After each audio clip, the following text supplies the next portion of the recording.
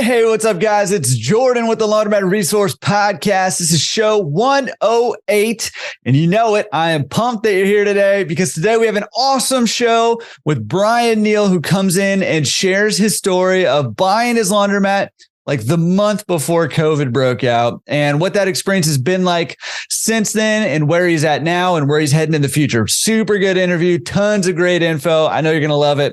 And I want to jump right into it here in a second. But real quick before we do, let's do today's fast lane tip. Today's fast lane tip for you is never before that I know of has there been laundromat owner mastermind groups. And we have those now in the Laundromat Resource Pro community. So if you're ready to go pro, take your laundromat to the next level, get into this industry the right way the first time, wherever you're at on that process, go check out laundromatresource.com/pro. The link will be in the show notes, and every other link that we talk about today will be in the show notes at laundromatresource.com/show 108. If you're on YouTube, all that stuff's down below in the description. Awesome. And also real quick, if you resonate with Bryan or you love what he's doing, and specifically in the pickup and delivery, but just across the board with laundromats, just stay tuned because Bryan actually is going to be available for some consulting or pickup and delivery training coming up in the future at laundromatresource.com/coaching. So, man, a lot of cool stuff. I think you're going to love this interview with Bryan. So let's go check it out. Bryan, thank you for coming on the show. I'm super excited about this. We've been kind of going back and forth on Facebook, getting ramped up for this thing, and I am excited. Welcome. Thanks for coming on the show. How you doing? Thank you, Jordan. I really appreciate it. I'm doing well. I am in coastal Virginia, so it's not quite California weather. You know, I am a SoCal boy, but so I'm not complaining. Are you from SoCal? Yeah, so I actually grew up in Cypress, California. Oh, yeah. And then at one point I moved to, at this time, no one ever heard of this town. It's called Fallbrook in San Diego County. Uh-huh. When I was there, it was literally a 3-stoplight town with 6 sheriffs. And it being in high school, it was awesome because you could just get away with murder, right? I hope not literally. No, not literally. But I mean, it was, for a teenager, it was a good time. It's real close to Temecula, but back then Temecula was where you went and did 4x4 and off-roading, and now you can't do that. It's just so developed. But yeah, it definitely. Yeah, so I lived there. Then I joined the Navy in 1996, and when I was in Pensacola, Florida, I decided I was going to go to New Orleans and have a good time and just not show up to work, right? And so as punishment, they were like, "You're going to Norfolk, Virginia," and so I got moved out to the coastal Virginia area in 1997, and been here ever since. Awesome. How do you like it? It's funny. Although I love SoCal weather, you do start to appreciate the seasons, like fall and spring. And we don't generally get the kind of bitter cold winters where we're at. But you do. You enjoy the seasons. Yeah. Yeah. Maybe it's because I'm 47. I'm getting old. So it's cool to see leaves change color. I don't know. Yeah. Well, I enjoy the endless summer. So I'm going to. Yeah, I know you do. Stick with that for a little while. I almost sent you a photo of us from Hawaii, my wife and I, when we were in Hawaii. Because I always know you want a laundromat in Hawaii. I know. Yes. Yeah. Actually, we were just out there over Thanksgiving break, and I was scouting out locations over there. So I have a customer at one of my stores that's moving to Hawaii, and they want to buy a laundromat. So they're always calling me, asking questions. But yeah, that's awesome. Well, you tell them I have dibs already, so they're out of luck. Hey, why don't we start with your story? Who are you, and how did you get into this business? Yeah, so back to me being in the military, I was, I had promoted real fast in the military. Realized I can only promote once more, so I switched over to the officer ranks. And then after about 24 years, I just was like, I need to go. Oh, this has been fun. But, I had spent a significant portion of that time. At one point, I had done the Dave Ramsey method, except for I kept my mortgage, but I don't follow his investing advice, but I paid off all the debt, snowballed it. And I had positioned my wife and I in a way that we would never have to work again when we were done with the military. She actually is in the process of retiring now. Awesome. Yeah, it was literally like you could just wake up and do whatever you want.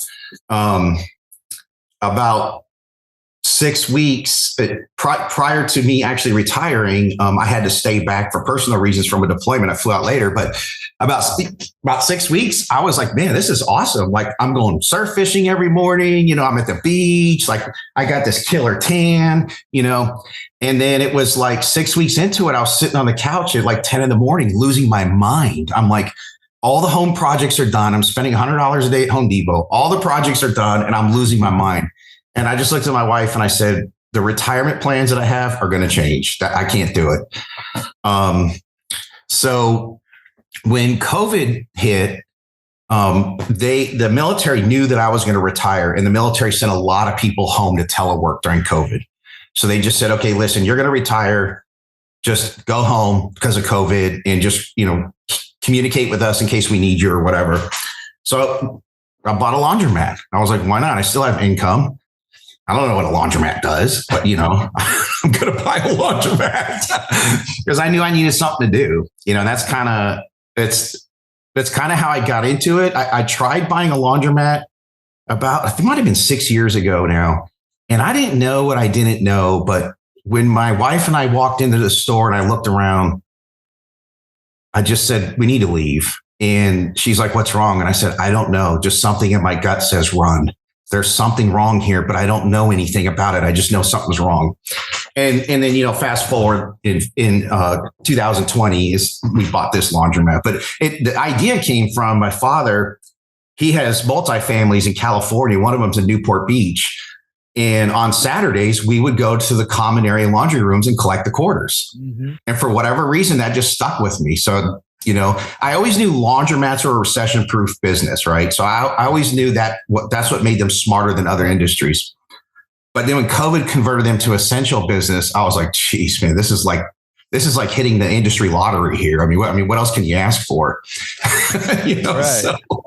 So that's kind of how we got into it.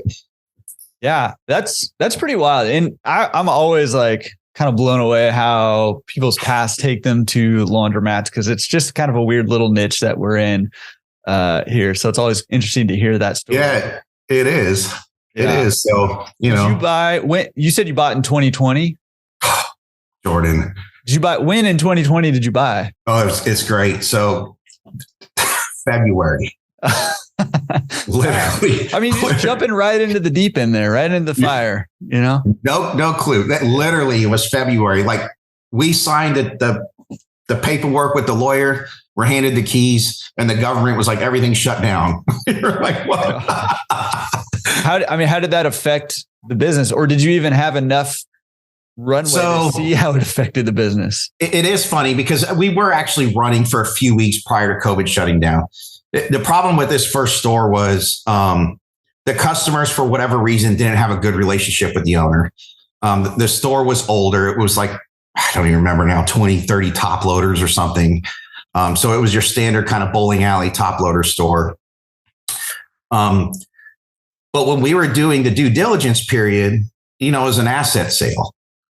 So, you're not getting any information. We did a quarter count. I couldn't tell you if it was real or not. It didn't really matter. But prior to making the decision to purchase this, I had found out through conversations with neighboring businesses that place had been there for like 20 years. Mm-hmm. And I was like, well, if it's been here 20 years, it can't be losing money, and it was cheap for us to buy it. So I just looked at my wife and I said, listen, let's buy this location. I think we paid 50 or something. I can't remember. It's been here for two decades that I'm aware of, right? If we fail, then we have no business being in this business. I ended up finding out later that it had been there 40 years, actually. So I felt like it was a safe bet to go ahead and just invest the cash in a location that had been there for that long. And it would teach you if you could do this or not. So we did have a couple of weeks of data, but we did honestly, a couple of weeks isn't a good snapshot. But when COVID did shut everything down, this is in this area, this location, I should say, it's a higher income area.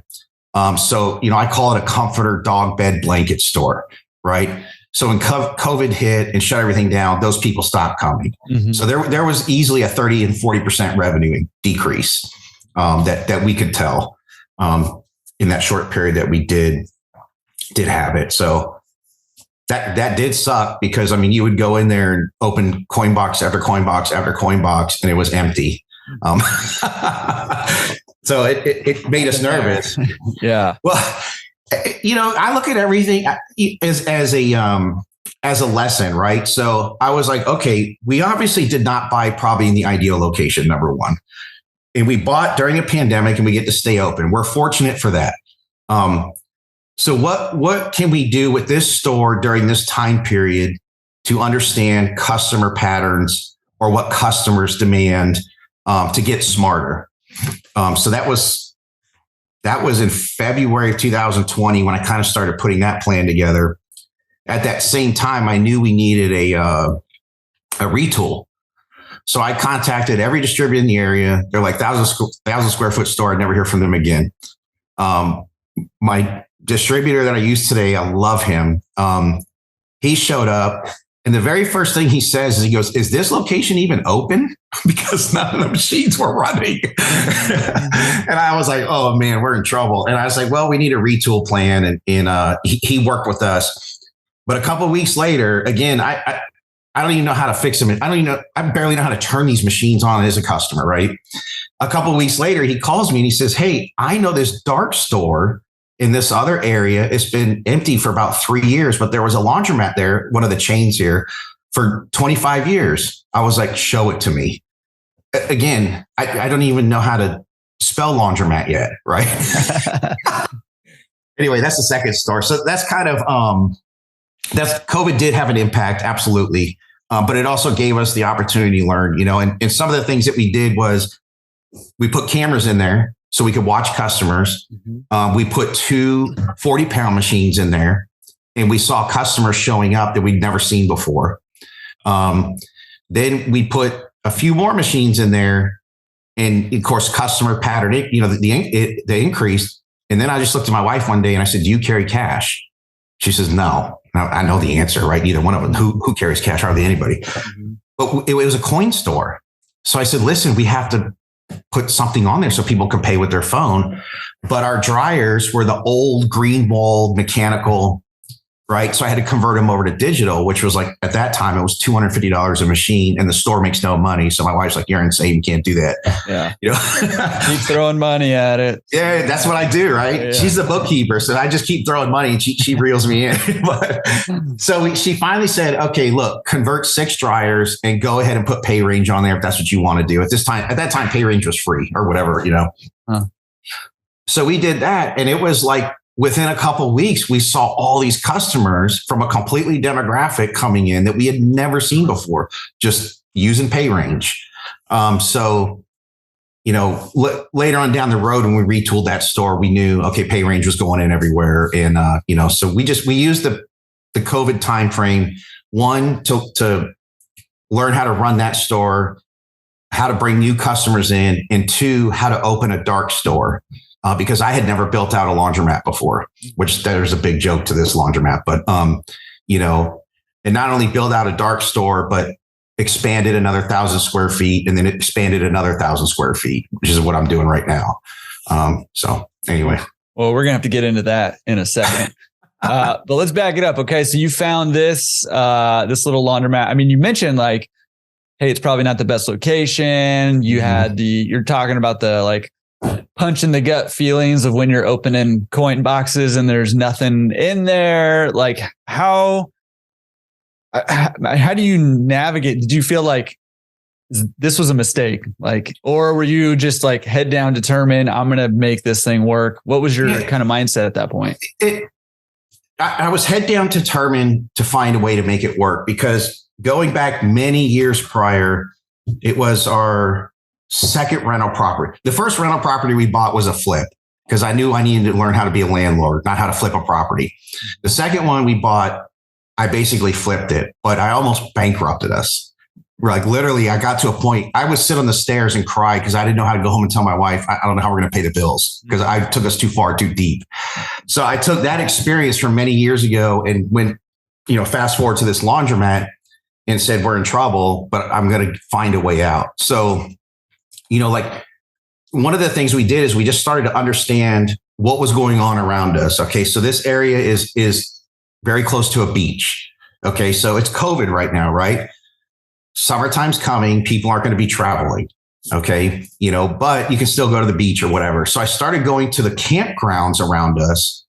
And it was funny. It was like the people working the campground were like, God, for years, we've been waiting for the owner of this laundromat to come over here and just leave business cards. And I was like, who wants business cards? She said, no, you don't understand. This is a very Canadian heavy campground. The people from Canada come here and book us out all summer long, but they don't want to pay the data charges on their phone. So they come to the lobby and ask for a laundromat, and we have no card to give them. So when I learned that, I was like, okay, wait a minute. Then I was like, okay, people don't know we exist. That's part of our problem. There was no Google My Business profile. There was nothing. So we established all that. And what was funny is a business down from in the same center as mine is called Lynn Haven Coffee. So we named our laundromat Lynn Haven Laundry because it's on the Lynn Haven River. But the number one phone call we would get is, where are you at by Lynn Haven Mall, which Lynn Haven Mall is like 8 miles from us. It's not even close to us. And I realized right away that our name was causing a problem. And I went to the coffee shop owner and I said, hey, I keep getting these phone calls. He's like, dude, I've been here 3 years and he's like, I've been here 3 years and I get those. I don't get it. And I was like, I don't know. I said, I don't know what you're going to do, but I'm changing my business name. so I changed it. Well, it's been changing it, but at that time I changed it over to Shore Drive Laundry because that's where it was located, on Shore Drive. And I just noticed going around laundromats, a lot of customers don't really know the name of the laundromat. They just know what street it's on, So so that was kind of the things that we did to overcome a lot of the hurdles it had. But hands down, I would say the biggest impact was the customers saw that they had owners that cared. The customers saw that they had owners that were willing to reinvest back in the business. And the customers rewarded us with repeat business and probably telling their friends. I've since learned that realtors in that area will tell their clients or whoever else, hey, I hear this laundromat's nice. Go use that one. I think at the end of the day, that was really the biggest deal because, during COVID, the cost of everything went up, but customer service went down. And so my perspective was, I have to be different than that, because that is the expectation now. And that's kind of how we pulled that place out of a hole. And it did well for a while. And it convinced us that I think March of the following year, we did a washer retool in there.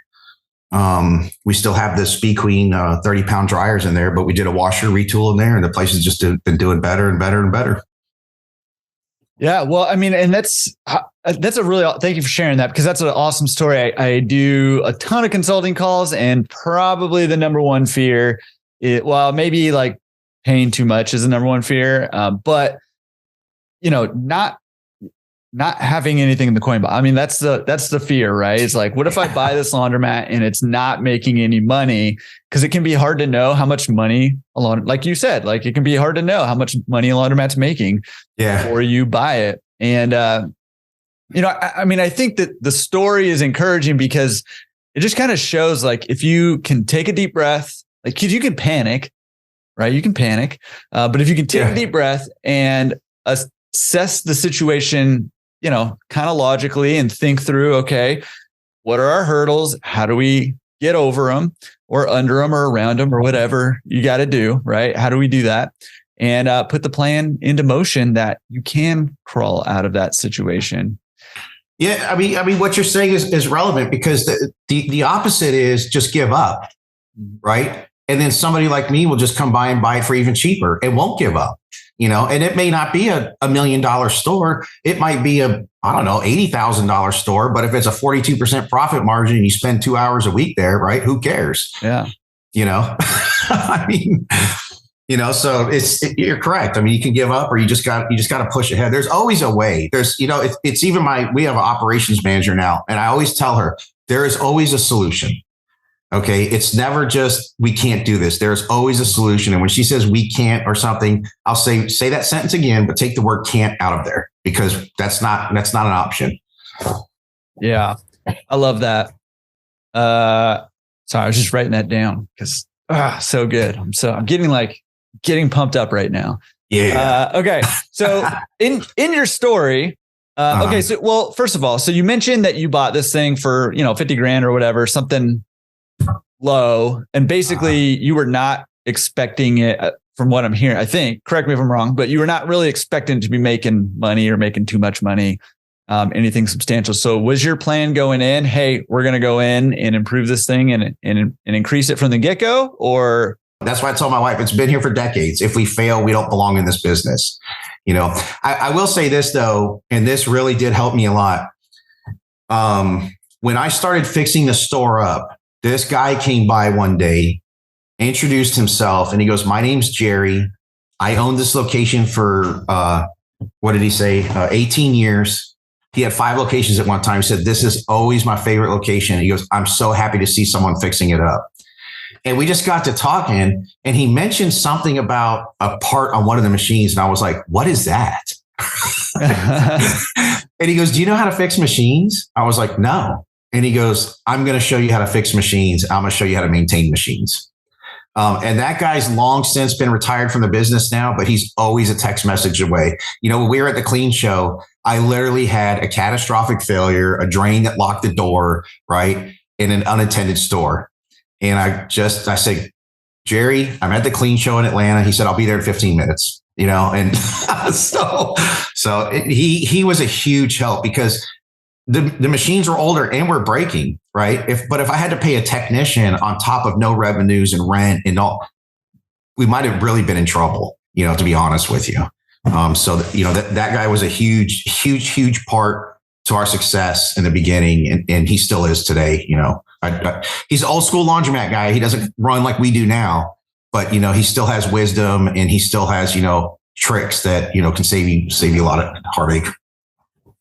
Yeah, and I'm just from our previous conversation, I know we're going to talk more about kind of the importance of having Jerry's in your life. Is it Jerry? Is that his name? Yeah. Yeah. Jerry's in your life. Yeah. And so we'll get there and talk about that. Okay. So when you were talking earlier, you mentioned this, you kind of threw in this dark store and, kind of rebuilt, but you kind of threw it in right after you were like, I'm pulling out coin boxes and they're all empty. So, was that when you looked at the dark store when things were not going well? Yes. Because I know another foolish laundromat owner who bought a second laundromat when they weren't really making any money.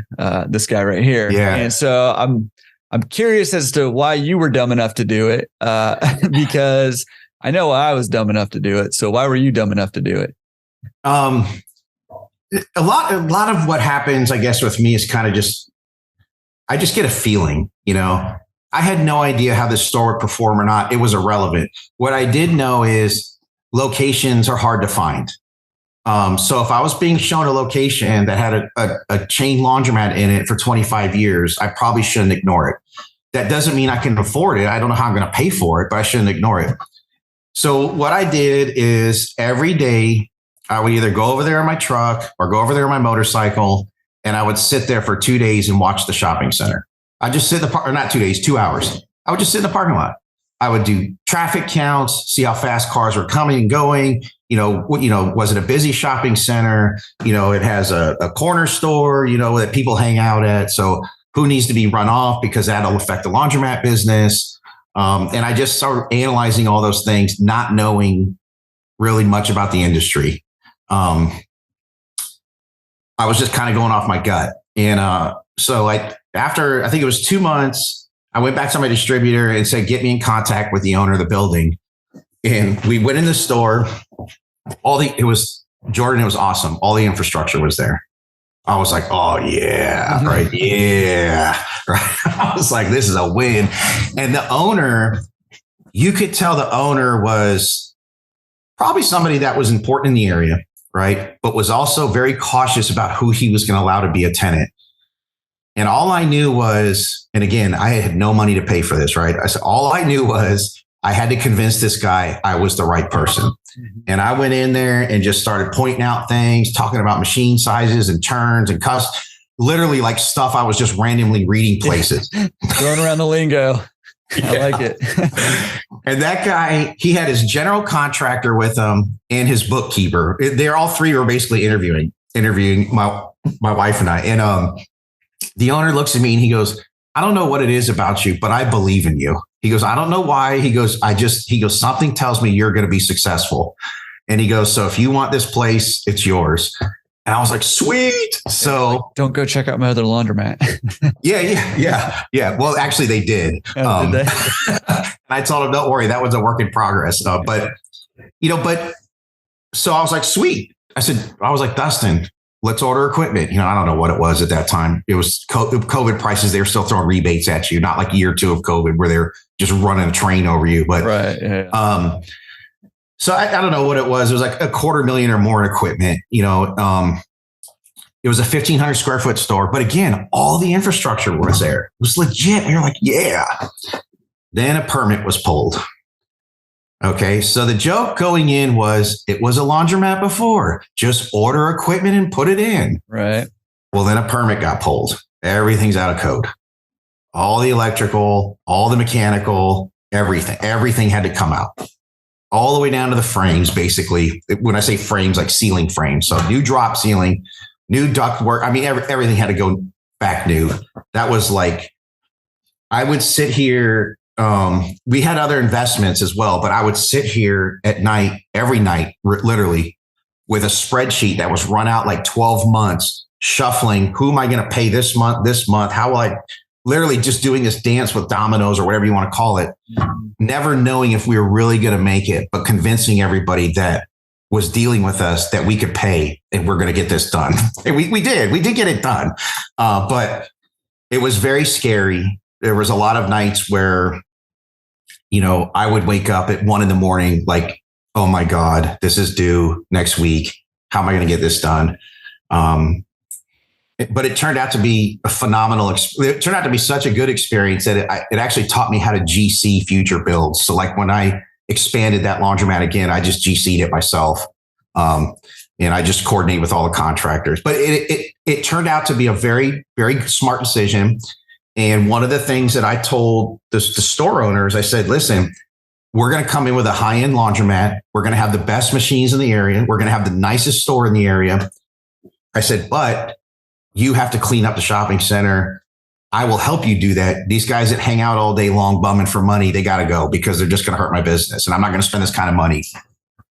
So the other thing that I told him is the store next door to me was a cell phone store at one time. I said, it has to stay vacant for at least 6 months. So if I need it, I can get it. He agreed to all that. And so we opened that store in October of 2020. And in April, I ordered more equipment. To make the store bigger. Yeah, you are like, God, you timing wise, you are just like, yes. I'm gonna do it all now. And I did have some good timing, I won't lie.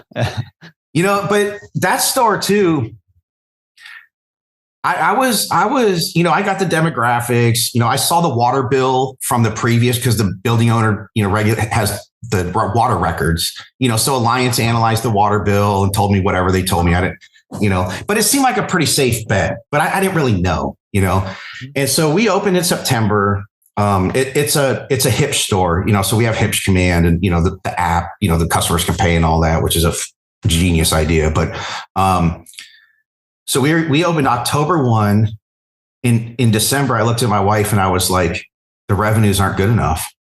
And she's like, what do you mean? This store's doing like 3 times what our other store is. I said, yeah, but look at our rent and loan. It's not good enough. We got to do something. So in January, I created a flyer, right? And we went on Amazon and ordered plastic door hanging bags. Okay. Old school stuff here, right?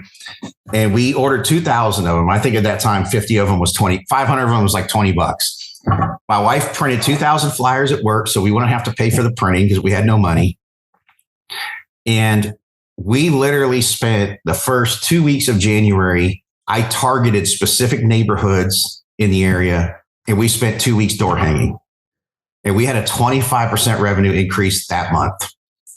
And the following month, not only did we sustain it, it increased another 4%. And the following month, it increased again. I was like old school door hanging. Who would have Guerilla thought? Marketing. I love it. It was crazy. Yeah. And it did work. It actually worked really well. What do you mean? What do you mean door hanging bags? Exactly. Right. Yeah. They're literally like plastic bags that you order on Amazon. Okay. They're rectangle and long. Okay. So you can fold a flyer in it and you hang it on the doorknob. Oh, okay. It was like 500 of them for like $20, you know, pre-COVID, whatever prices. But yeah. I mean, it was $200 now, but it's fine. Yeah. But even then, let's just say I spent $100 on plastic bags and I got a 25% return in revenue at the store. I mean, it was insane. Pretty good ROI. Yeah. You know, another thing we did to help get that store off to a good jump is, remember when I told you I sat in the parking lot prior to actually ever opening that store? Part of what I did is sitting in the parking lot is I would talk to the people coming and going, because I started recognizing patterns of, this is a repeat person that comes to this shopping center. So I would go, hey, what happened to the laundromat here? Oh, that place was so terrible. As soon as they opened up in the morning, people were sitting on machines, doing drugs, smoking, drinking, one of those kind of stores. Mm-hmm. And so I knew that was something we were going to have to overcome, because in that neighborhood, everything there is word of mouth. And if you're bad, you're bad. If you're good, you're good, you know, and they all talk. So what we did was we sent postcards out in the mail. And at the time I was not happy with the results, but I'm kind of smarter about marketing now. So we really didn't have terrible results. I think my expectations were just too high, but we ran 2 weeks of free dryers, because I knew we had the best dryers in the area, the hottest dryers. We had the reversing technology, but more importantly, I just needed to get them in the store so they could see how nice we were compared to the competitors around us. And that free dryer promotion actually worked pretty well. But what happened on day one was, when these machines are installed, they're come programmed from the manufacturer with a price increase for hot water, right? The VEN goes up 25 cents. Mm-hmm. And my distributor was there with me for the grand opening, because he was so excited. For 3 years, he's been trying to open this store. And he was like, he goes, dude, I barely know you, but something tells me you're going to blow it up, right? So he was there at the grand opening just in case there was any issues with machines. And I don't even think it was 2 hours into us opening, and I heard 4 times in 2 hours, that's why the dryers are free, because you're charging us for hot water. This place is full of you know what. Mm-hmm. And I looked at Dustin, I said, turn that shit off right now. Mm-hmm. I said, I get one chance to get these people back in this store, and I'm losing them right now. And I know they're going to talk. So while customers are still in the store, he went into Hipsch campaign. I didn't know how to do it at that time. I do now. I turned it all off in one shot, because that was an opportunity to pull them in to see how nice your store was. You know, and you didn't want a 25-cent upcharge leaving the life cycle that the customer can spend in your store. It made no sense to me. Mm-hmm. So, you know, that was something we learned on opening that store. And that store, I mean, I researched down to light spectrums. We have like hospital grade ceiling tiles. So, you know, feather duster easily cleans them off. I mean, all of our walls are FRP panels. So you never repaint. You can't, I mean, nobody marks it up. You just wipe it off. The LED lighting that I chose bounces off the white FRP panels, which bounces off the porcelain tile floor. And all of our bulkheads are made out of a laminate flooring, not the carnival colors that you kind of see at other laundromats. So, you know, it's nice. And it was a good experiment, and it taught us a lot. And what happened was so we did the flyers. We saw the revenue increase. February, we saw the sustainment, whatever. And now keep in mind, my wife has 2 iPads, right? So she's literally watching both stores all day long. And she starts telling me, hey, customers are getting pissed off. And I knew it anyway, because I was getting the phone calls, but customers are getting pissed off because they can't get dryers. We had a dryer capacity problem. What we didn't know is that neighborhood, the government put in a lot of properties that had washers, but no dryers. So they would wash at home and come there to dry, which wasn't an issue until we hung the door flyers. Right. Then it became an issue. And so I was like, Dustin, send me a quote for the other store. I want hundreds. I want 80s. I want 60s. I want the same dryer bank. And when I crunched the numbers on the loan and the rent, I just looked at my wife and I was like, this is, from a financial standpoint, we're going to make less money. But from a customer service aspect, we're going to totally win, because they want to use the store. They can't because they can't get dryers. And so we just said, screw it. Let's take the chance. And so I GC'd that one. The other guy took 6 months. It took me 3 months to get it up and running. And as I predicted, the additional rent and loan payment reduced how much we were making. But when the store got bigger, the neighborhood talked, oh, they're making it bigger. And to them, the owners were investing back in the business to serve them better because the other laundromats in the area won't do that. And so actually it ended up really just increasing our revenues at the end of the day. It ended up being a total win. That's awesome. Yeah. So and we're expanding it again now, not for pickup and delivery operations only, but. Yeah. That's wild. I mean, and that's, I don't know, man. That takes some guts. I like that because it's, that feels risky, right? It feels risky because a lot of this pretty much all along the way, you've been saying, I didn't exactly know it was going to happen, but we did it. I didn't know it was going to happen, but we did it. I didn't even know about your podcast at the time.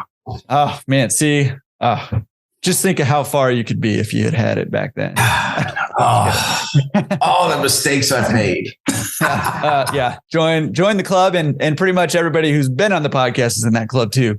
But I was going to say one of the, I mentioned I do a ton of consulting calls. Well, one of the issues I run into a lot. And, if you're listening to this might be you in your boat, where it's scary. Like genuinely, it's scary to take a step and go buy a business. You might come into a situation where you buy the business and the coin boxes are empty, for a long time, and you got to struggle. And you have those nights where you wish you would have appreciated the boring retirement a little more because you're stressed out and you don't know where the money's coming from. Oh, you nailed that one. Yeah. And I spent a lot of, my story was I wanted to buy a condo in Hawaii and go live over there. My wife said buy a laundromat. So I spent a lot of time stressing about that laundromat, wishing I was sitting on the beach in Hawaii. So I get it. But so taking that step can be scary. And I get that. And I understand that. However, I run into a ton of people. And again, this might be you if you're listening to this, who said they wanted to buy a laundromat, or they said they wanted to make a real estate investment, or they've said they wanted to do something, and you can't overcome that first step because of just the fear. And so I'm curious for you, how did you get to a point where you just said, okay, I mean, I wrote down this quote. I wrote it down. It's probably going to pop up on Instagram or Twitter or something, but I wrote it down. You said, screw it. Let's take the chance. How does somebody get to that point where they can say, screw it, let's take the chance. Let's take the step. Let's take the leap. I'm not going to achieve my goals unless I take the chance. How can somebody overcome that? I think, to be honest with you, I think part of it is just in you. It's not something that you can necessarily teach people, and then for me, I come from a family of entrepreneurs anyway. And then, spending 24 years in the military, when you have to deploy overseas to do X, Y, and Z, you can't fail. You have to have backups to backups, contingencies to contingencies. I mean, sometimes I'm managing 160 people all over the world, and I have to have layers of list. So it's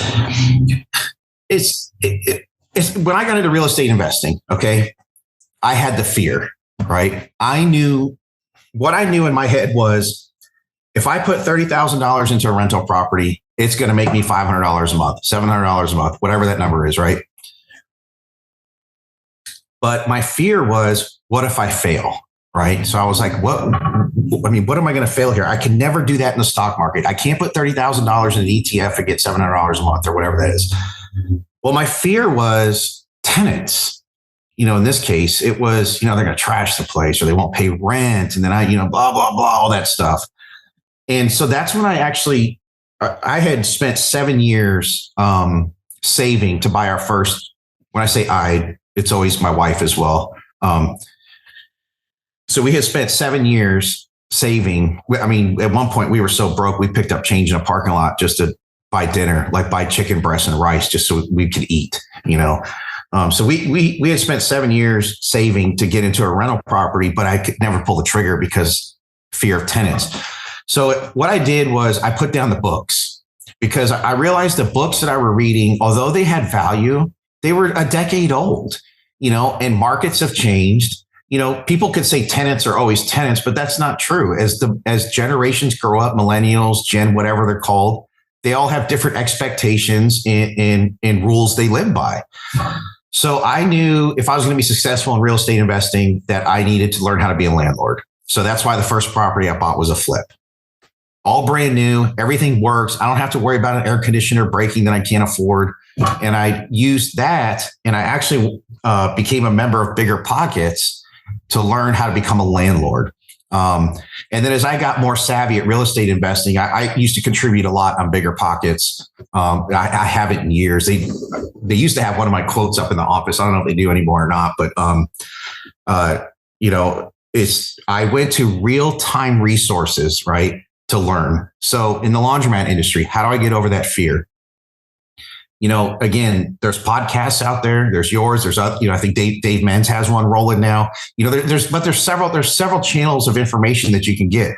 The Facebook groups are hands down. I mean, you got your weirdos in there, the guys that just like to start fights or whatever, but hands down, there's a lot of people in there like myself that just genuinely want to answer your question or help or guide you, or, like somebody bought a delivery van the other day and they said, "Hey, what modifications should I make to my delivery van?" I said, don't go crazy. Just think of driver fatigue. Okay. Soundproofing and a coat rack. You're off and running. You don't have to spend $10,000 on shelves and all this kind of stuff. I mean, if you want to, go ahead.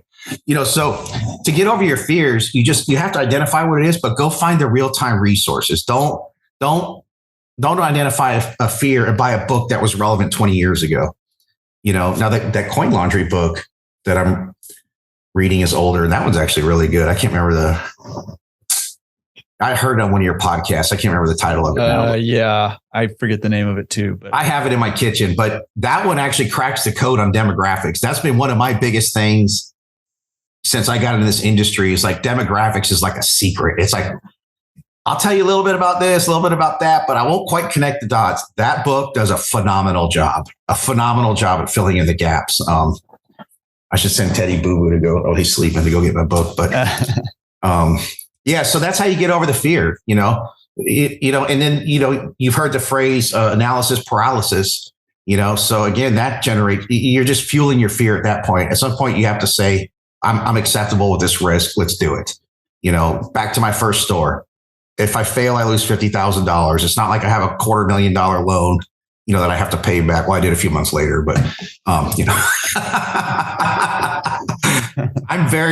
I move very fast. Most people that deal with me with business transactions are like, "Dear Lord, this guy moves fast." I said, "Yeah, because I want to go on to the next one." I like that. I like that style. I'm a fast mover too, and my wife is the pulling on the reins. Yep, same here. Yeah, it works out nicely. It's good balance. Yeah. How quickly between the two laundromats, like after you bought your first one, how quickly did you buy get your second one? February 20, first one, we had to run out the homeless and the people skateboarding in there, right? And then October 20 was the second one. April of 21 was the expansion. And now August of 22 is the third expansion. Yeah, man. Quick. I like it. Yeah. I like it.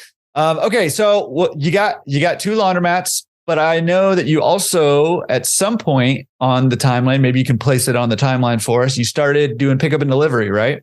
Yeah.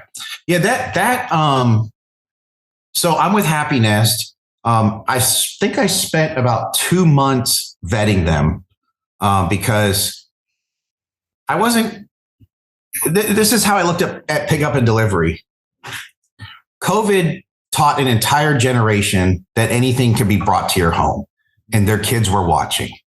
Okay. It's not going away, and the other thing that I looked at pickup and delivery, and I still use this example today, is it's the future. And here's why. If you're old enough to remember that all your neighbors used to cut their grass, nobody cuts their grass anymore. Joe's landscaping company comes by and cuts the grass. laundry's the next phase. I mean, it's maybe one customer has a laundry bag out front, but 10 years from now, probably 70% of the homes in that neighborhood will have a laundry bag out front. And so I just knew that it was not that it hadn't been around for a long time, but very small part of the population probably knew about it. So that's when I started looking into getting into it more. And I looked at options of, doing it myself, some of the other things. And it was actually somebody from Happiness, I can't remember when, hit me up on one of my business pages and then hit me up on another one. And I was like, dude, instead of hitting me up at all these places, just call me. Like, right. And so anyway, they kind of gave me what they were about. And I said, okay. So I had them, send me the contract. I reviewed it. I sent all these questions back. I literally found Happiness operators across the country.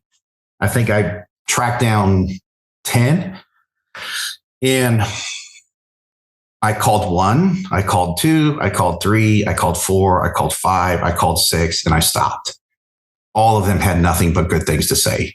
And I was like, and this is just a random population. I literally just went to Google Maps and like Happiness, Texas, Happiness, Florida. I didn't even know who I was calling. And I just stopped. I was like, if all these people are happy, you're going to have your outlier where that person will never be happy. I just stopped at that point, re-engaged back with them. And then we started to pick up delivery operations with them in August. It's interesting. 21. 21. Okay. Yeah. Again, fast, right? So, one of the things that I had concerns about with them was the revenue share model, but it was funny. I went to people in other industries that I knew that were very, very successful. They had owned franchises or whatever else over the years. And they were like, what is that percentage paid for? And I was like, well, I don't pay credit card transaction fees, they free bags, marketing, whatever all the stuff was. Right. And they're like, but most of those activities don't actually generate you any income. They're like, that's a deal. I would take that all day long. And I would laugh when I talk to these people because I'm like, no, in our industry, it's like we're getting ripped off. I said, it's an industry perception. That's why I'm going outside the industry. And these people that I was speaking to, they were like, you're insane. Like I would sign that contract today before anybody else could, and so in hindsight, I'm very thankful I did it. It's been a great relationship. They have been very supportive of, our complaints. We need help with this. We need more, we need more traffic driven this, whatever it is, hey, I need this. They're constantly evolving, the customer service aspect and the partner support. And it just keeps getting better and better. It's the longer the relationship goes, the happier we've been. You're going to have people say, I can pay for my own marketing. I can do whatever. I get it. I totally get it. It's not for everybody, but when I went to these people outside the industry and they were like, that's a no brainer. I was like, I'm not even going to fight it. I'm okay. I'll just roll with it. And, I call it their headquarters whenever I talk to them. HQ, they're good people up there and they work hard every day to try to help us. I'm not selling Happiness by any means, but it's been a great, in the beginning we had some issues, but, John McCrell, he was down here. We met for coffee at Panera Bread. He said, lay everything on me. And I think I bitched him out for about 30 minutes. He took notes, but he went back and fixed it all, so it's been a good relationship, but so, yeah, we started that in August. It was a slow roll. How did you get started? I mean, did you already have people working with you? Did you have a van? Did you do the driving? How did that work? Employees. Yeah. So we literally I just opened a can of worms. Yeah. So we literally have a guy named Carl, local guy in the neighborhood that he would come and take out trash for us at night. And over the years, I've taught him how to, I say years, it hasn't been very long, but I taught him how to maintain machines and stuff. So we had him and we had another girl that worked for us that would do deep cleaning on the machines at night. And that was it. It was my wife and I would go to the store every day, twice a day. So I was doing the driving. And it's funny, people will ask me this question a lot. They're like, how did you know it was time to start hiring people? And when I look back on it, it's funny now. But it wasn't funny then. So I was doing the driving. My wife and I were doing the processing, which I was then removed from the processing because I'm just not good at folded clothes. And I'm okay with that. How convenient. I pull that one all the time. I'm not good at taking out the trash. Exactly. So trust me, it's a great trick, right? Yeah. So we wake up one morning, log into the software, and we're like, yeah, we got 8 pickups today. Like, this is a record, right? And then when I picked it up, they were all huge, like huge amounts. I can't remember what the poundage was now. And when I got to the store, I was like, Manette, that's my wife's name. I said, you got to come out to the van. We're in trouble. And we opened up the van and she was like, oh my God, we can't process all this. I said, we got to get it done. Right. So we processed. I can't fold. So when I say me, I mean, you've got to figure it out. I was folding that day. I can tell you that. So we were folding and it was like 6 o'clock at night. My back hurt. You know, I was like, listen, we're way too tired. We're making way too many mistakes. I said, let's just call it a day. We'll come in at 3 a.m, get the orders done. So we come in at 3 a.m. Of course, that plan failed. I have to go start doing pickups and drop offs. And when I come back at 11, she's still finishing the orders the day before. And that's when we looked at each other and was like, that's it. We're hiring people. And that's when we got into the employee business. And that was probably November of 21. And since then we've grown. I think we have 9 people on staff right now. We have I call her my operations manager. She's the store manager. And the reason why I call her my operations manager is because I have a compensation plan with her that she gets a percentage of the net operating income increase quarterly if she keeps me out of the store. Because it allows me to pursue other parts of the business and try to grow other parts of the business to bring more revenue in. So it's worked out well for us. But listen, I want to make sure that it's not so you can sit around and be bored in retirement again, because it's really going full circle here or what? I want to, but it's not going that way. Yeah, you sound more like you're ramping up than ramping back down. That is an accurate thing to say. 100%. Yeah. Yeah. That's awesome. I mean, I think that, you know, it can be tough to start a pickup and delivery business, especially if you don't already have employees working, you know, full time that you can just say, hey, you're here anyways. Let's start processing laundry. You know, you're right. It is tough. And I tell people, you're not just dipping your toe in the water. I mean, once you engage in this, I mean, you're no longer operating a laundromat a 1 or 3 mile radius. You know, you're all in. You know, so you got to be all in. You can't just kind of sort of do it. You know, it is. You know, we've all said this before. It's a different business model. You know, but it can be a very lucrative one if you do it correctly. Honestly, I'm stopped looking for a third store because of it. Yeah. Yeah. And I know that happens too, you know, and until you hit capacity on your current stuff, you know, it kind of makes sense to keep scaling that pickup and delivery. Oh yeah. We got lots of capacity now. Lots. Yeah, well, you keep expanding it. So. I got 68 machines in that store right now. And those 100-pounders, they turn all day long. Those things just turn and turn. And the 100s and 80s are awesome for our summertime accounts, the big realty accounts that we do, because they'll give us like 1,700 pounds of linens a week. And those 100s and 80s just tear right through them. So yeah, those are a good deal. Yeah, that's awesome. So it looks like you started pickup delivery like August 21 and like November 21, you started hiring. So it seems like that ramped up pretty quickly for you. I mean, how did you start off the bit? Like, how'd you start getting customers? Did Happiness feed them to you? Did you have to go out and get them? How did that work? Yeah, so Happiness, you know, did all that, but I'm back to guerrilla marketing, right? I would say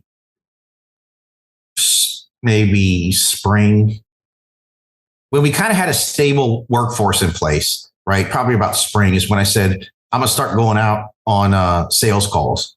And I would literally just pop in a dentist's office. I mean, I would just go out and, you know, push things, you know, network with realtors, you know, or whatever. So I was doing like on the ground kind of stuff, but most of the business was being driven through their marketing efforts.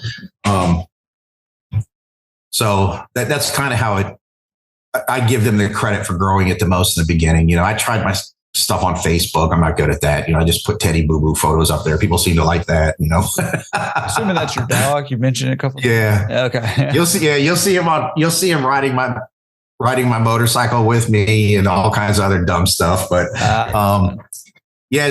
so they drove most of the business in the beginning without a doubt, and they still do. I mean, I think some of my parallel efforts have brought business, but 90% of it is their marketing efforts. Yeah. So, I mean, do you think that if somebody goes with like a Happy Nest type of business model, that it's worth it to do those parallel marketing, guerrilla marketing kind of things? It's funny. It's people will look at this and be like, well, I'm paying you to do the marketing. So why am I doing it? You should do it. I mean, if that's your argument, that's fine, but I would tell people, if you had a self-service laundromat with wash and fold and you had a marketing company and a website, do you just not tell anybody you do wash and fold? Do you just stay quiet? That's my marketing company. No, you tell people, because one lead is better than no leads, right? So, the SEO company that I'm using right now, I'm having them fix my personal business SEO issues and wash and fold and all that. And once that's sorted out, I'm going to start pulling in pickup and delivery into their efforts as well, because one, I'm already paying for them, right? So if I'm helping happiness service or whatever service you have, I don't care what the name is. If you're growing, isn't that what matters at the end of the day for your business, is that you're growing? Yes. So if I'm already paying this flat rate for SEO work and all they have to do is start adding keywords and writing blog posts for pickup and delivery, I mean, why wouldn't I do that? Yeah, absolutely. Absolutely. I love that. And I mean, I think it's like anything. So many times we want to just kind of outsource everything and not do anything. Right. But I mean, it's your business, right? It's your business. And so you need to, number one, you kind of got to manage the marketing anyways, and just kind of make sure stuff's going on, make sure you're growing. Right. But I mean, ultimately the onus is on you to grow your business, right? Provide a good service. Right. And, you can't offload the responsibility to someone else. It reminds me of the book. I really love the book, but the Extreme Accountability book. If something's going on in your life, like, you need to take ownership of it. You need to have accountability for it, or extreme ownership is what it's called. Take ownership of it. And there's nothing that happens in your life that you can't influence. So, well, that's not entirely true, but you know what I mean? Like, you can influence all this stuff. And so, yeah. Is that a challenge? Right. Maybe. I don't know. That could be a fun episode too. Yeah. Right. But you need to take ownership of your own life, of your own business, and your own success or your own failure. And once you kind of take that mindset you're not blaming other people for your successes or failures, taking responsibility, taking ownership for them, then I think that's when you start to see more and more growth, not just in your business, but even just personally and in developing yourself. No, I mean, you're correct. I mean, it's funny because back to my operations manager, she's been with us for a year. A year ago, I would not disclose the amount of information that she has today, but because of who she is today, she sees our profit and loss, and so she knows that when we have a very, our approach to managing the business with staff is they communicate up to us. We don't communicate down. So we take all of their inputs, and if they're good, we bring them on board. If they're not, there's the final vote, obviously. And Kiara, who my manager is, she knows how much business loans we have, and so she knows if Bryan and Manette fail, they lose their house, right? So she knows that's how serious this is. She's on salary, but this isn't just a laundromat job. There's a lot going on here. And that's just part of taking ownership of it. So, most people would never disclose that to their staff. I understand that only one person gets to see it, but now she runs our business completely differently because she sees what we have at stake, and she sees that we don't even take a salary from it. We give everything back to the business, growing the business, improving customer experience and the staff, and she sees us getting down and dirty and working just as hard as they do when we need to. And that's part of the empowerment in just taking ownership of everything. That's how you really build a good team that supports you, Yeah. Yeah. That's awesome. That's awesome. Okay. So, you've got a couple laundromats, you've got a growing pickup and delivery service business that you got going on there. What does the future hold for you? What you have plans going forward? You said you kind of stopped looking for another laundromat. Are you just trying to scale your pickup and delivery? What's the plan here? Yeah, I had a third location identified, but when Alliance was just pushing prices to the level they were, I just wasn't interested. And to be honest with you, adding pickup and delivery and with other things I got going on, I'm busy enough anyway. So equipment prices and infrastructure costs just kind of put expanding locations on hold. I'm just, if a good deal came by, I wouldn't ignore it. Don't get me wrong, but I'm not actively pursuing that. We are focusing on growing our pickup and delivery. I'm really focused on pushing more into the commercial market. That's one reason why I expanded the location into another suite. So I have the room to handle more commercial stuff. Another goal of mine this year is I also dabble in apartments, meaning putting washers and dryers in common areas of apartment complexes. I have one right now. I have another one that hopefully I'll get, but next year I want to focus on growing that part of the business as well, because it's an easy revenue stream for not a lot of work, to be honest with you. Mm-hmm. And I think it's 94% of my transactions at that location are phone payment. So it's not like you even have to go. I go every like 4 months just to look at it and take whatever quarters are in there, but that's a huge industry run by a lot of big players. So I'm just a little guy trying to get a niche by, again, providing nicer equipment and a better customer experience for the building owner and for the tenants. So that's my angle against the other guys. Yeah. Kind of like a micromat model. Yeah. Oh yeah. If only I would have started 20 years ago. Yeah, I know. No. A lot of families. I know. And then, there's another goal that I've always had. I'm trying to find the right person is, I want to start another business and I want to get into pest control. You're like, pest control? What the hell, right? That's a huge industry. Huge. Oh, yeah. When you look at their numbers, you're like, what? And it's subscription income. So you can predict, you can kind of predict your business growth and what you're going to do. And what I've been trying, I don't have time to get all the certification licenses or the interest. So what I've been quietly searching for in the area here for a long time is somebody who's in a pest control business, like an employee or whatever, who wants to start their own and just needs an investor to get behind them. And then I'm going to get in the pest control business. Nice. And then I'll figure something else out to get into it after that. Yeah. Well, you can go collect up all the roaches from your pest control business and release them in your competitors. And man, another revenue. No, I'm just kidding. Don't do that. It's funny you bring up roaches. I read that on Google review once of a laundromat. I said, that'll never be on my location. Yeah. Well, when I bought my first one, the roaches were like the size of my face. I swear when I got that thing, and not good. Nobody wants to bring roaches home from the laundromat, right? No. Yeah. All right, awesome. I have one more question before we get into our next little segment here. Okay. You mentioned, I just wrote it down because I thought it might be interesting to talk about, and you may not have a lot to say about it, but I thought I'd bring it up. You mentioned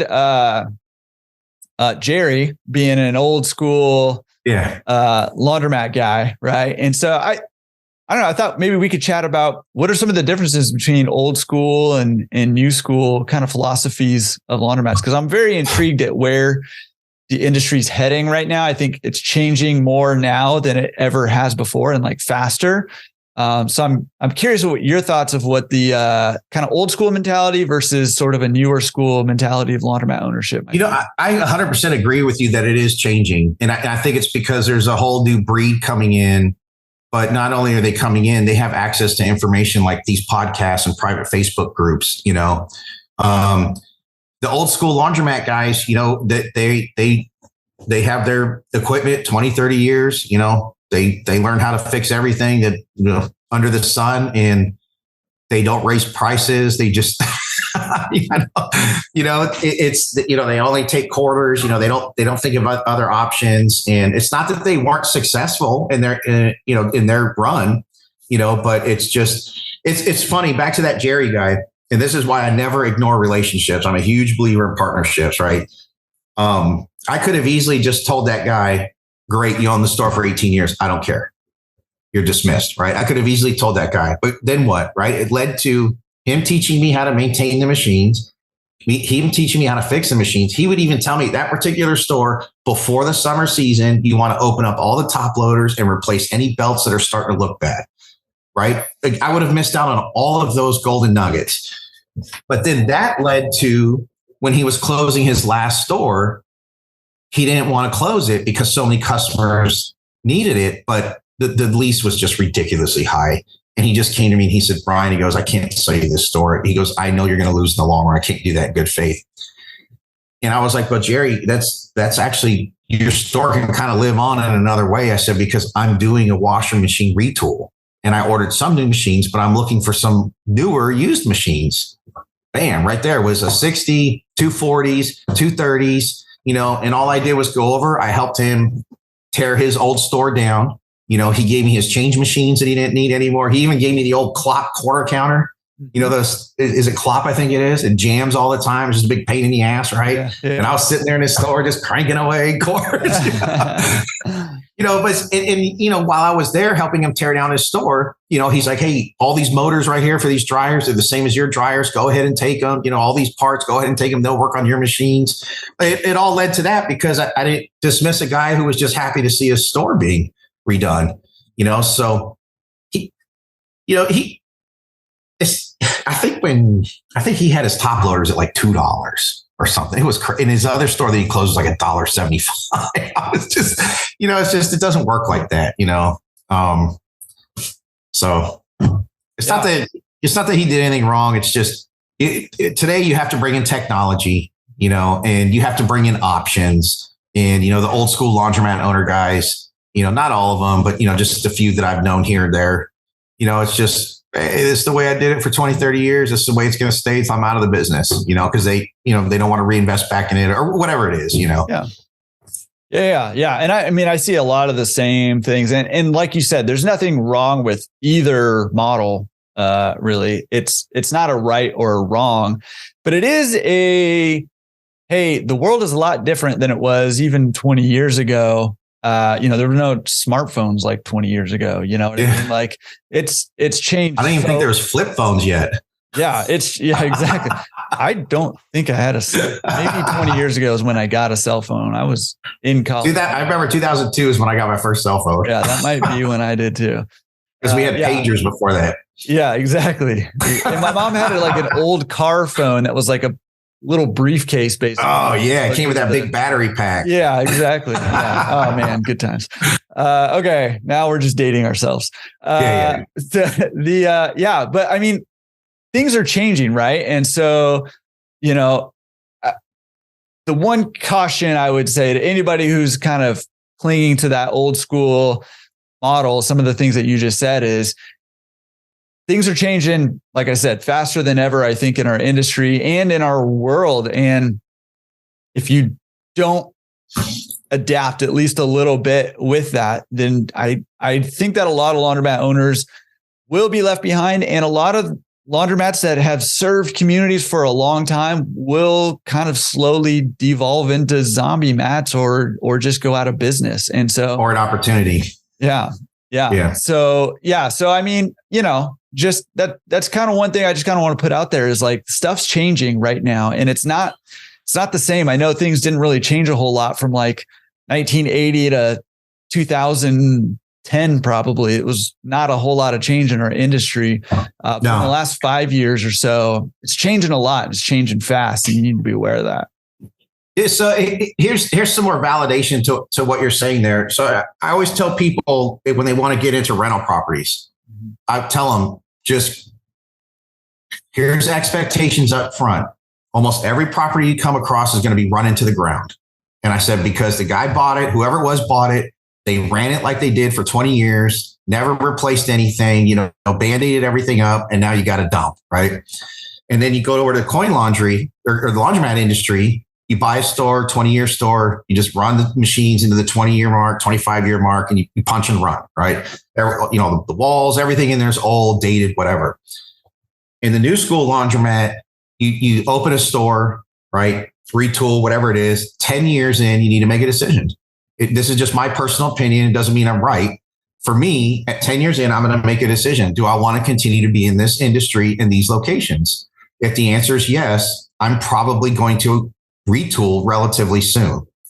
If the answer is no, at 10 years, I feel like the store still has tremendous value. One, because I keep legitimate books, and two, because these machines, depending on the number of turns per day you're doing, can last 20 years. So the machines aren't at the end of their life.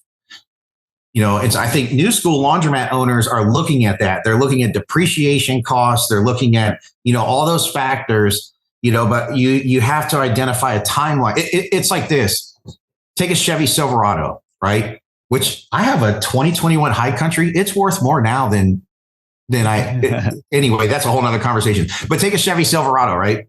If you sell a Chevy Silverado below 100,000 miles, it's worth significantly more than over 100,000 miles. So over 100,000 miles, you might as well just keep it, right?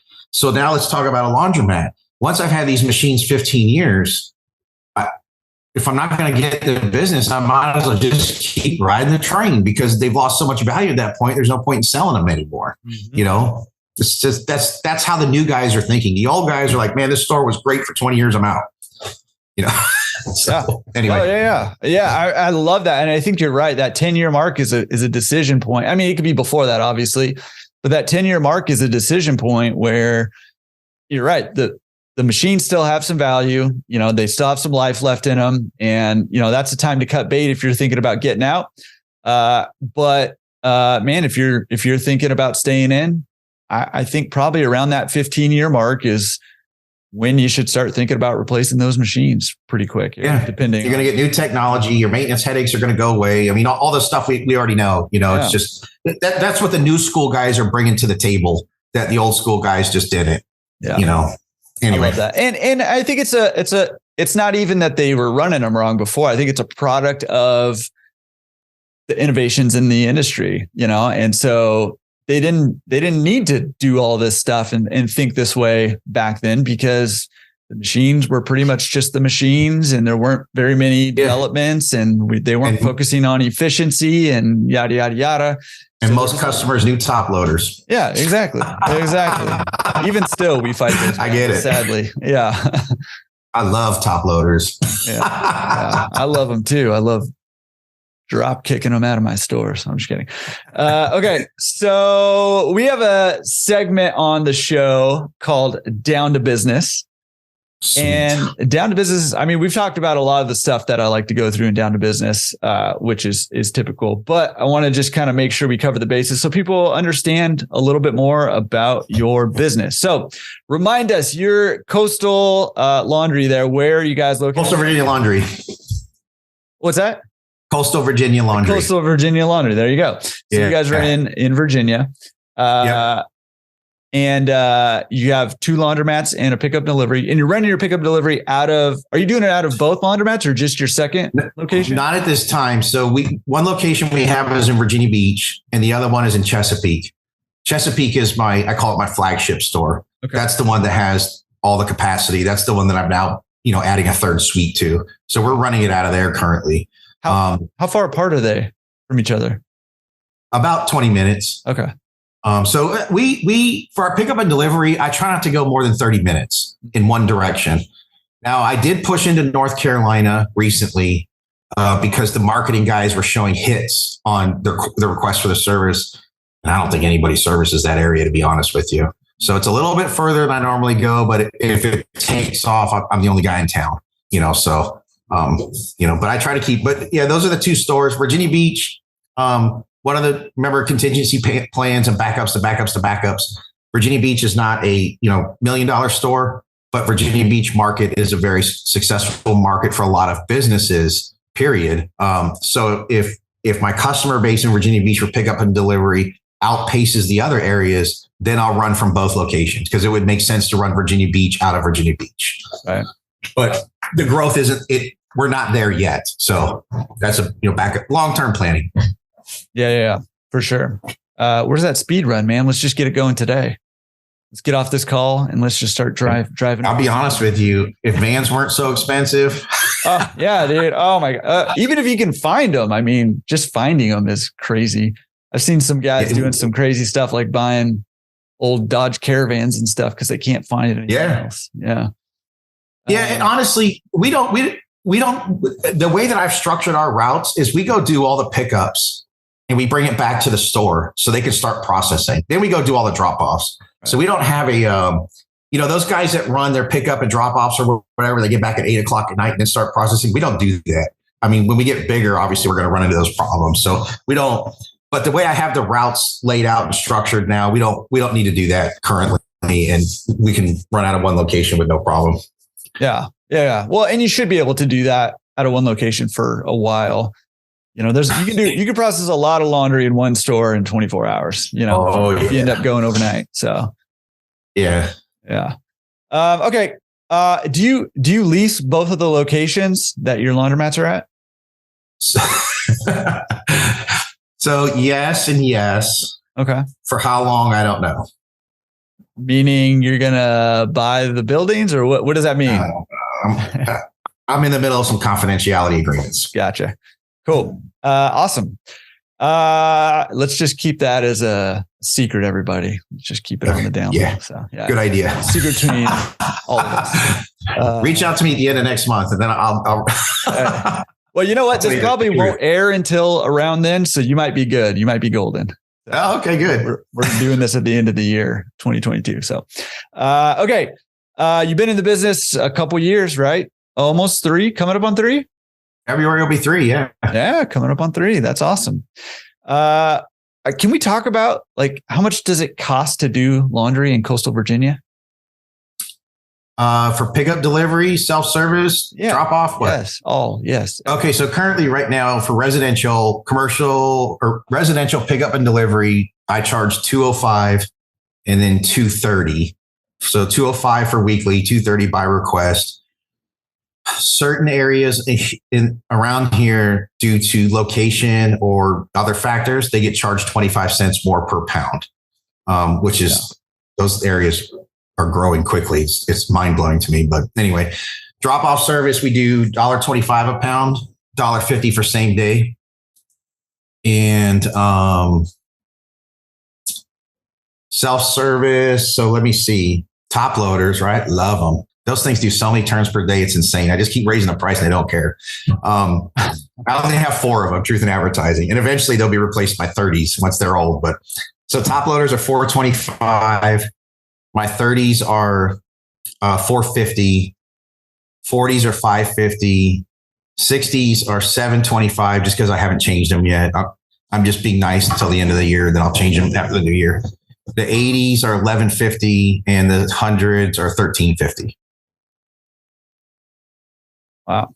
And then my 75-pound dryers, I do, $2 full cycle dry for 30 minutes, 5-minute top off. And this is kind of important to me, at least. So I have 4 75-pound dryers. They were doing about 9 turns per day because people loved them so much. All my other dryers are 45-pounders. So I have 18 45-pound pockets. They were doing 3. And at first I was like, yay, this is awesome. But then I was like, well, wait a minute. The life cycle of these 75-pound dryers is going to get eaten up in comparison to my 4. I mean, if they're doing 9 turns per day and the others are doing 3, they're going to wear out much quicker. So in that particular area, this is Chesapeake. They are very, very sensitive to price increases. You have to slow roll them a quarter at a time. Okay. Or else they feel like they're being taken advantage of. It's whatever. It's just how the neighborhood works. So I switched my 75 pounders knowing it would be a problem for a lot of them to $2 in full cycle dry. And immediately they went to 3 turns per day. I kept my 45 pounders at 25 cents on purpose. And immediately those turns per day went up and it all just balanced out. Yeah. So that's why I don't do full cycle dry on all the dryers in my particular case, because I'm trying to get the life cycle of the machines to all last about the same amount of time. Yeah, I like that. And that's another, obviously this is well known in the industry, but people getting into it don't necessarily know this. This is another kind of point for, if you have quarters in your laundromat, or if you have a card, to segment out the size and type of machine that you have and gather the collection data, whether that's coin or card, by machine size and type, because it gives you data like that where you can see that, man, the 75 pounders are getting slammed and I have a lot of capacity on the other ones, the 45 pounders. And the same for washers too, right? People love the top loaders. You can keep raising the prices, trying to sort of disperse that out to some of the other machines because number one, they're probably more efficient. But number two, it preserves the life of the machines longer. So you can. The other thing it did was customers were no longer upset that they couldn't get the 75-pound dryers, because the ones that really want them, they're now available for them. Right. Prior to that, they were getting upset if the dryer wasn't available, so that's just another, side effect of making those decisions. It actually provided a better customer experience. Yeah. And it's an interesting use of using the, the price sensitivity and just the knowledge about the price sensitivity and almost kind of using it not against the customer, but manipulating it in a way to help lead them where you want to lead them. Right. Because a lot of times people will see, oh man, my customers are so price sensitive. I'm scared to raise my prices. Well, you can raise some of your prices to get people to behave. It reminds me of the government, right? And their tax incentives and stuff. They're trying to get you to behave the way you want that they want you to behave. So kind of interesting. When you talk about the washers too. So when we made the decision to expand that Chesapeake location, another issue we had was we had 460s. We would see people come in with like 6 55-gallon trash bags full of clothes, and it wasn't enough. So they would leave. It got to the point where customers would pull up, run in, see if those machines were being used. If they weren't being used, they would leave. And I was like, we got to do something. So when we did the other side, we ordered the 100s, 80s, and we ordered 4 more 60s. In Jordan, I was like, oh, we made a terrible mistake. We should have ordered 40s, because when the 100s and 80s came in, people were like, we don't need the 60s anymore. And I was like, no, I have these 460s sitting in the back now that no one uses. Well, it ended up actually being a great decision, because as pickup and delivery grew, what we have found is 60 pounders is hands down the number one machine that we use for 60s and 30s pretty much that we use for pickup and delivery. So all 4 of those machines turn every day now in the back because of just pickup and delivery operations. And if I ever go to OPL equipment on the other side, I would do nothing but 60s and aboves over there, So the 4 top loaders, here's the real story on the 4 top loaders. If I decide to put OPL on phase 3 of this store, those 4 top loaders are going to come over on our side just for us to use. Yeah. And I'm going to put 30s in their spot because our 30s are high demand machines. Yeah. And just so everybody knows, we're all on the same page. OPL is on-premise laundry. It's not coin vended. You don't need coins or a card or anything to start it. So just so everybody's on the same page. And it is useful to have OPL laundry when you're doing pickup and delivery, and you have a dedicated space for that, so that your attendants aren't worrying about having to quote unquote pay for laundry as they're doing. Yeah, in our attendants, they can all turn on the machines through Hitch command. They track everything through the Happiness software platform for that. But so we don't have to thankfully deal with the quarter stuff. I don't even know how the stores do that. I respect what they do. I don't know how they do it. I'll learn it one day. But the other reason why if I can get commercial going bigger, I want OPLs because I want washers that do 180 degrees. Once you get to 180 degrees and you start chemical dosing machines, you can clean much better. You can remove stains much easier. And it's just a better service for the client at the end of the day. So that's kind of who knows, maybe I'll just order tomorrow. We'll see what happens. Let's just do it today. Let's do it right here live on the podcast. Yeah, hold on. Let me call Dustin real quick. Yeah, that's right. Get on the line. Let's spend some of your money today. I like it. Yeah. Oh man, my bookkeeper. I mean, that's my wife. She would be so mad at me. But I'd be like, babe, it's end of year. The accountant said it's 100% deduction this year. Appreciation. Yeah. Listen, it's for the show, man. It's for the show. I mean, do you have a sense? I mean, listen, we already talked about it's kind of difficult to track this because you got self-serve, you got pickup and delivery, but do you have a sense of like turns per day of what your machines do? My beach location, if I have to average in the wintertime, it's slower because it's a tourist heavy area. So that's probably about 2.5, maybe 2.5, 3 turns. I haven't actually sat there and like counted quarters, and I don't have time for that. That's probably about 2.5, 3 turns averaged out throughout the year.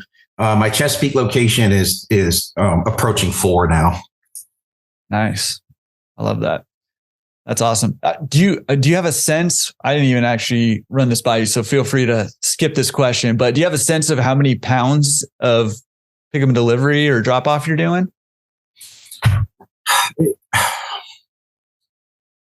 I haven't pulled. It's in the summertime. We were doing about. I don't remember the poundage now.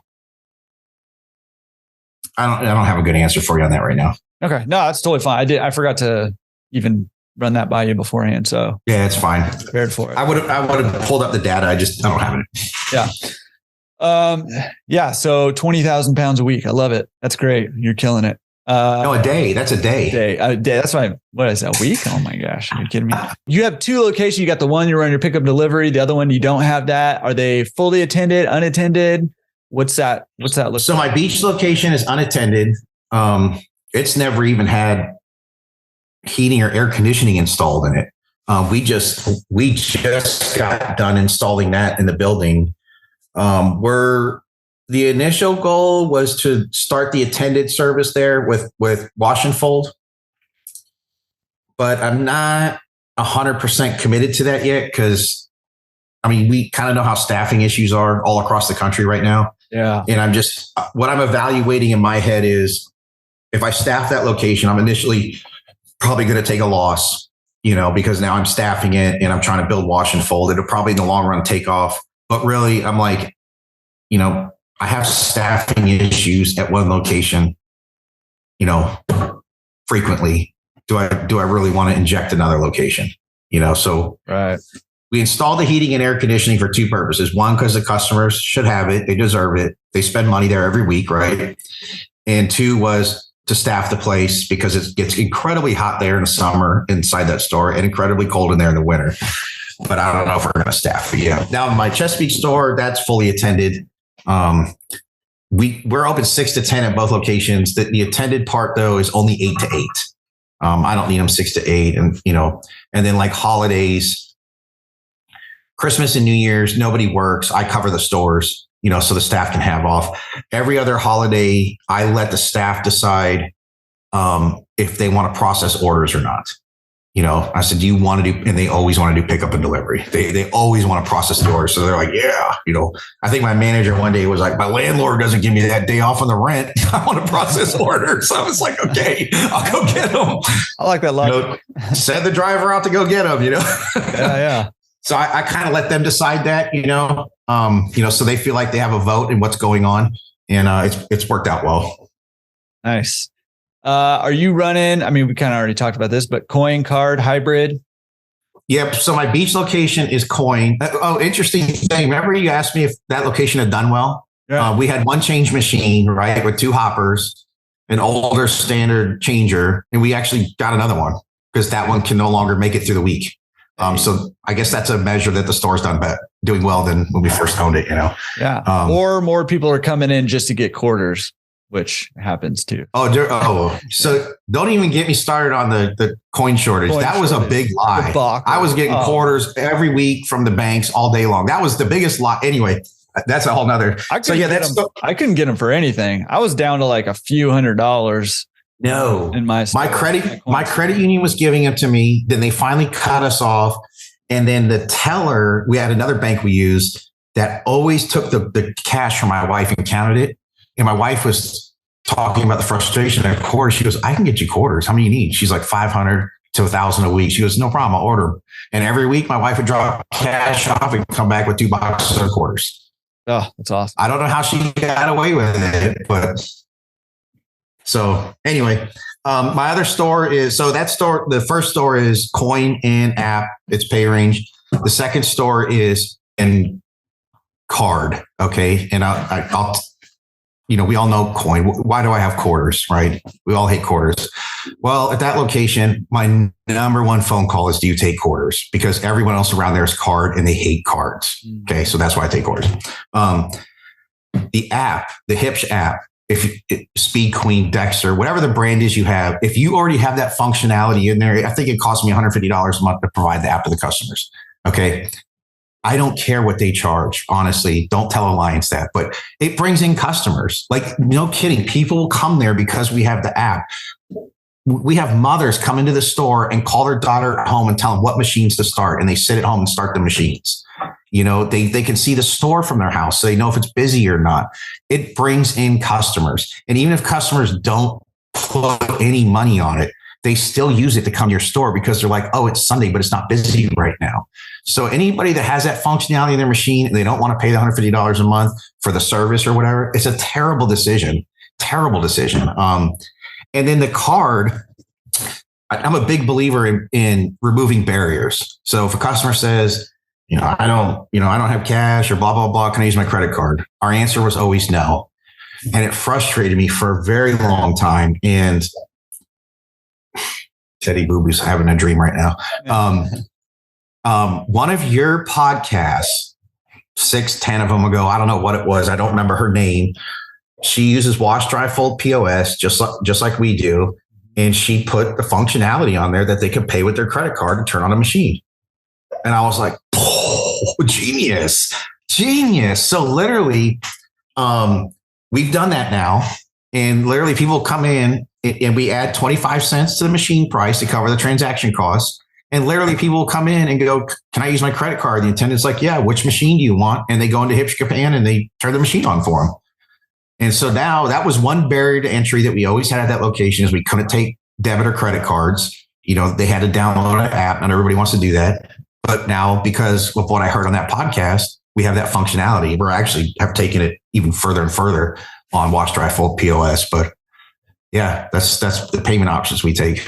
That's awesome. I think that was Sharon Brinks' episode. So I'll link to that in the show. Sounds familiar. Yes. Yeah. She talked about it. And I was like, I was driving and I was like, you have to be kidding me. It's been in front of my face this whole time. That's why stuff like this is cool, right? Because, you have those realizations. You can't think of everything. Oh, I'm telling you. Wow. I can't tell you how many things from this podcast I've taken and just said, that's genius. And immediately within, my wife's like, what are you spending money on now? I'm like, this is going to be a winner. Trust me. That's what we do. We spend other people's money around here. Throw out the ideas so they can start throwing money around. It's great. So last question for Down to Business is, how much time are you spending on the business these days? Are you still kind of in the grind of it? Or are you starting to back out a little? What's your involvement? So my beach location, I basically pay for this kid's textbooks for college, and he cleans the store 5 days a week. And I go to it the other 2 days. So, unless I'm fixing a machine over there, that store's 2 hours out of my life a week. I feel like you're getting ripped off because textbooks are not cheap, man. They're very expensive. They're not. They're not. But he's very, very dedicated. My other location, I'm there a lot because we just finished demo on expansion number 3, and now I'm building it out. So I'm there a lot right now. But normally, I let our manager kind of run that whole show over there. She just calls me if she needs me. So I'm, I go there every Monday, Friday, just to kind of high five the team, I might swing by on a weekend if I haven't seen somebody, that works for us in a while. But really what I spend my time outside of that is I would say, so I get up about 3:30 in the morning, drink coffee, just read random stuff, on my iPad for an hour, hour and a half, work out for an hour. And then I go right into laundromats, and I'm full-time laundromat mode in real estate stuff until about 5, 6 o'clock at night. And then I'm like, I've run out of gas. I put my phone down. I don't care who calls me. They can wait till tomorrow. So I've been spending a lot of my time recently networking with marketing people, real estate agents, people that can connect me to other people to help grow my business. That's been my main focus right now. So when you said earlier, are you going back to that retired life where you can decide to sit around? You kind of sound like you're ramping up. I am definitely ramping up. I will not stop until I have those OPL machines. That's what I'm talking about. I like that. Yeah. That's great. Well, thank you for sharing about your business and down to business. We have another segment. I really love the next couple segments. This one's called Pro Tips. Pro Tips. Find other laundromat owners that'll talk to you. Even if it's the old grumpy guy down the road, who's just a jerk, he's going to say one or two things that you're going to be like, oh, that's good information. If you can find someone that's willing to engage with you and share information with you, share it back. Hey, this is a great idea that I've done. Oh, thanks. This is what I've done. That's what's helped me get better. And I know other people have gotten better because I shared, that information with them. Everyone always talks about the distributor, right? So if you listen to 5 of these podcasts or 100 of these podcasts, almost everybody talks about the distributor that cannot be ignored. I have my distributor has since been bought out by another company, but he is still, the actual sales rep is still my first call on anything, really. I'll call Dustin. Dustin, what do you think about this? Dustin, We've become friends over the years.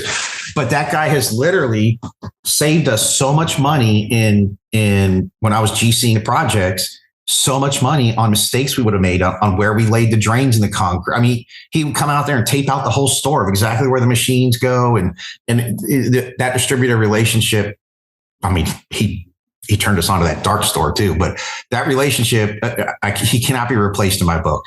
I'm forever loyal to him. And he always picks my brain too, but that's a side thing.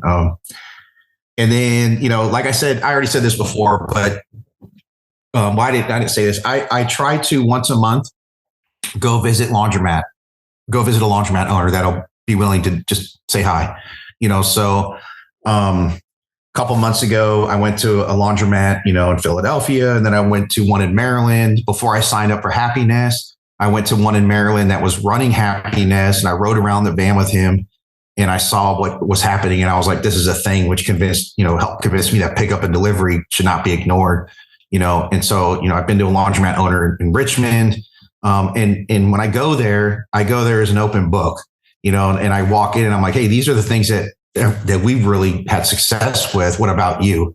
And when I give them the information from the beginning, I'm no longer a competitor. We're just two people sharing ideas to get better. I can't emphasize that enough. That's extremely important. Yeah, I love that. And to kind of like put it all in one little neat box, it's like immerse yourself in the business, right? It's like go find people who you can talk with, and that's the whole premise behind this podcast, right? Is get some people out there to share their story and share the lessons they've learned. And hopefully, the whole secret sauce thing is let's pull some lessons out and help. It's like my first location. My wife was like, now what? And I'm like, I don't know. We got to figure it out. we just signed the paperwork. I remember that feeling really well, where we got the keys and the broker and the previous owner left. My wife and I were standing there and we're like, okay, well, what do we do? There's not really anything to do right now. I don't know what to do. Yeah. We just leave. We had a customer walked in and we didn't know what to do. Yeah. We saw a customer and we're like, do we say anything? Yeah. And then she's putting quarters in and we see her getting frustrated. And my wife's like, is the machine broken? Are you going to fix it? I'm like, I don't know. we're like whispering in the corner. I don't know how to do this. And then she pushes the start button and we hear water. We're like, thank God. Oh man. I look back on it now and I just laugh. Yeah. Good times. Yeah. Well, I mean, I think that leads pretty naturally into our next segment called Pro Tips. And Pro Tips is for those people who are trying to get their first laundromat. Do you have any advice? I mean, it was just you a couple of years ago. Oh, we just did that question. What's that? We just did that question. You skipped secret sauce. Oh, my fault. Okay, well, let's do secret sauce then. So what's the advice you have for current owners? Listen up, it's the secret sauce.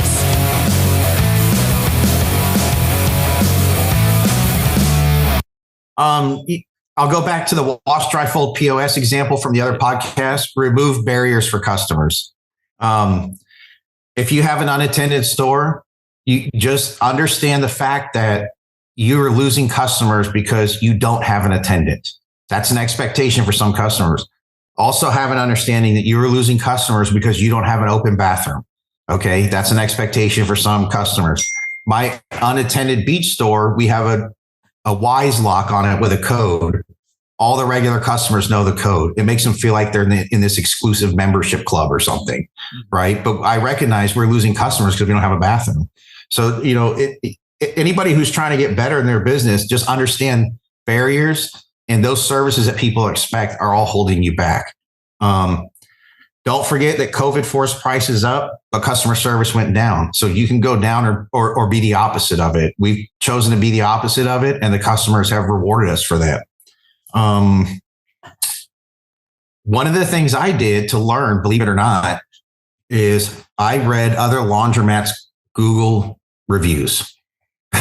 That's smart. So I would look at the good reviews and go, we need to do this. I would look at the bad reviews and go, we don't need to do this. Okay. And we'll go back to the cockroach example. One of my competitors, the very first post on Google Maps is cockroaches on the floor. That day, I called the pest company that I use for all of our other real estate stuff. And I said, start servicing that business location immediately, because that's the very first review people see on that business. They lose a lot of business because of that. I guarantee it. So commercial clients, one of my biggest commercial clients, literally, I got the account because I said yes to everything that my competitors said no to. Okay. One of their requests was, will you sort, twins, kings, and queens? I advised them that that's a very labor intensive task that they're asking for, and it can be expensive. Their response was, well, what if I order color coded sheets? So what do you mean? Twins will be gold, queens are red, kings are blue. I said, absolutely. We'll sort for you. She goes, really? You're the first company that said they would do that. I said, absolutely. We'll do that. And then what was funny is they didn't know how to do the logistics of it because it was like 70 properties. So what we did was we treated them like a partnership. Okay. And I showed them, if we put this in a storage unit, an air conditioned storage unit, your staff that turns all these homes over can bring it in. We'll come pick it up and we'll deliver it folded, stacked on the shelves in the storage unit. Your staff can take it back out. And it turned out to be a great relationship, but I think I was her third or fourth call, and it wasn't just the sorting, it was other things, but everyone else said no. And I just kept saying, yes, yes, yes, or we could do it, but we need to figure it out. So that turned out to be very, very lucrative. One of the things that I heard on one of your podcasts too, believe it or not, music in the laundromat.